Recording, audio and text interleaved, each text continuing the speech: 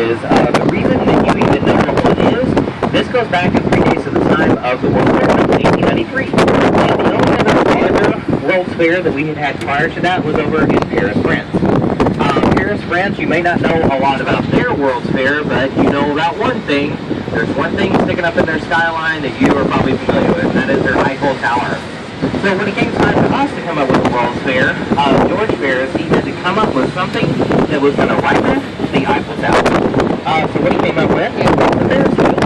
The original Ferris wheel, though, was even bigger than the one here at Navy Pier. If you go back to the one at Navy Pier and you double that thing in size, the original Ferris wheel was over 250 feet tall. Also, I think this is interesting as we make our way around the city. A lot of times you're going to see some of our trolley cars.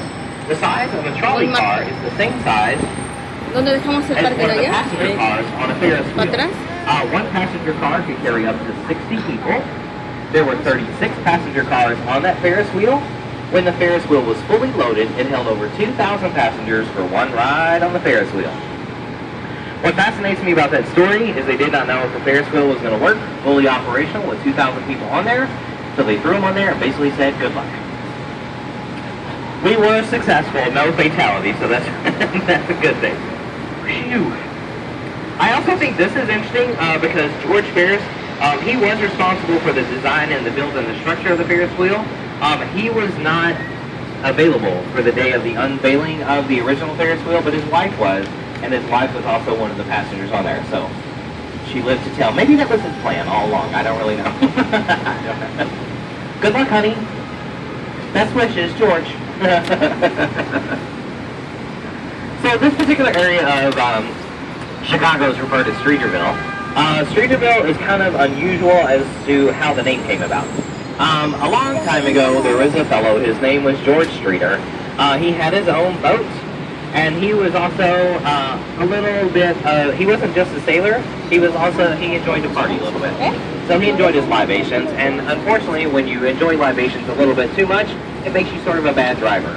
So unfortunately, once upon a time, he's making his way into what was then just a lot of swampland and a lot of undeveloped land. A couple of streets over, that's going to be Michigan Avenue. So the area that you guys in are right now, this at one time used to be the lake. The lake went from where it is now all the way up to where Michigan Avenue is. This goes back and predates the time of the Chicago fire. Once again, we're going to be on, once again, it predates the time of the fire. So the fire happens, 18,000 buildings burned down in the fire, and they had to rebuild the city. So the best solution that they came up with at the time was basically to scrape all of the old buildings out here into the lake.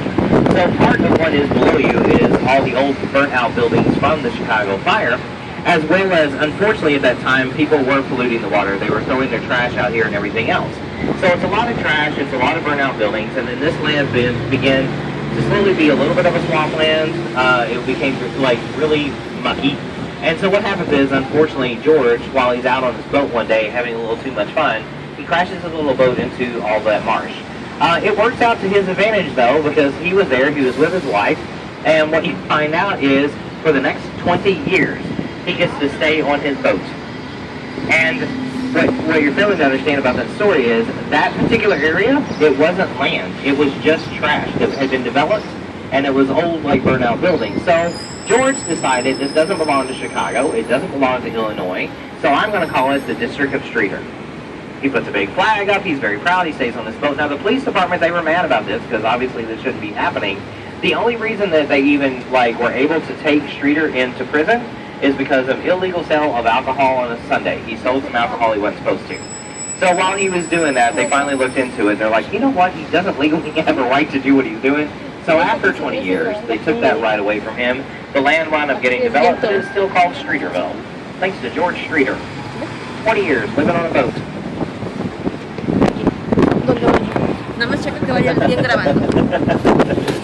Well, it was fun because, when you read the articles about it, his wife would be out there trying to defend him with a frying pan, chasing off the police department. He'd be going in to get his gun, and he was really clever about it because, like I said, he was trying to make his case, and so he forged artificial letters from President, who was basically George has a right to Streeterville, but he did not. Yeah, we're making our way on to Michigan Avenue. Oh, and also behind us there, that's the Garrett's Popcorn, one of several locations around the city. Make sure you get some Garrett's while you're in Chicago. This started back in the 1940s. Very, very popular. Usually they wind up always giving you the Chicago mix, which is caramel popcorn and cheddar cheese popcorn. It is very, very good. The other thing I want to remind you about that is make sure when you go in and you're getting that, grab lots of napkins. The cheese popcorn is very, very, very cheesy. Just like most of my jokes.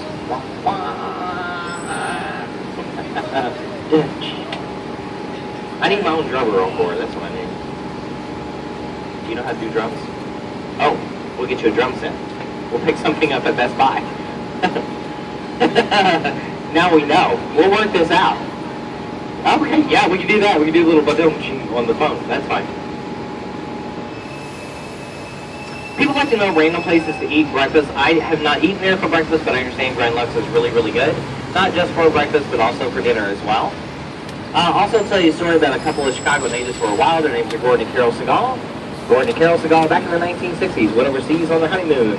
While they were there, they found some really expensive-looking items that were actually kind of affordable. So what they do is they come back here to Chicago, and they got a big old empty warehouse, so they get to start reselling this merchandise. As the merchandise began to arrive, it would either arrive in a crate or a barrel. They would take this merchandise out of its crate or barrel, they would flip it upside down, and they use those as display cases for the merchandise inside. So over here to my left, that's our flagship store for crates and barrels, thanks to Gordon and Carol Segal. Making our way up to the water tower. Is anybody getting off at the water tower?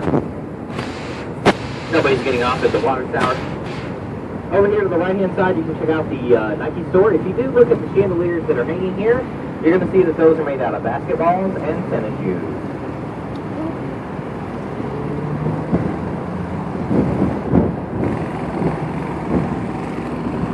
Also coming up down below to the right-hand side, you're going to be able to see the Disney store.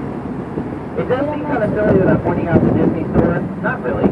Mr. Walt Disney is a native of Chicago, so we're also proud of him. Up here in the middle of the street, you're going to see a castle-like structure. That is going to be our water tower. Right across the street from the water tower is the pumping station. Both the water tower and the pumping station are unique in the fact that both of the buildings survived the fire of Chicago. The fire of Chicago was a big deal. It did burn and last for 3 days. What you're looking at here is October the 8th, the 9th, and the 10th of 1871. A lot of times people like to ask that question, how does the fire start? First thing we're going to do is talk about the myth, and then we're going to come back to Mythbusters. The myth has always been that the reason for the fire was because of Miss Catherine O'Leary and her cow. The story goes that Miss Catherine O'Leary, in the middle of the night, she went out to her barn to milk her cow. While she was milking her cow, the cow becomes upset, knocks over a kerosene lantern. There it is, Chicago fire. Since we live in the land of 2015, the land of Mythbusters, if you go back and trace the original property line to Miss O'Leary's house never caught on fire. Her barn did, her house did not. So, how did that thing really start? What I can tell you is, on the same evening of October the 8th of 1871, not only here in Illinois, but Michigan and Wisconsin, 3 different states, there were 5 large major wildfires that all break out approximately at the same time. Scientists have had to come back and they've had to look at that, and one thing is best assessed is it was probably a meteor shower. So, because there was 3 locations hit all at one time, so we didn't know what a meteor shower was back then, so it's not Miss O'Leary and her cow. This is going to be stop number, this is going to be the water tower. Is anybody coming down? Nobody coming down at the water tower.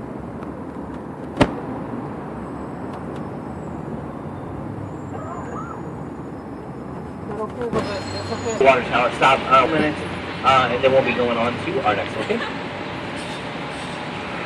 Just a reminder, with the pumping station there to your right-hand side, it is the oldest working pumping station here in the United States. Also inside of here, you find the Looking Glass Theater. The Looking Glass Theater is one of 5 Tony Award-winning theaters. Also inside there, underneath where this black awning is, when you go inside, you'll find this is a hot ticket. The hot tickets helps you out. They got a few things in there. Not only do they have discount tickets to Broadway shows, but also around the city we have different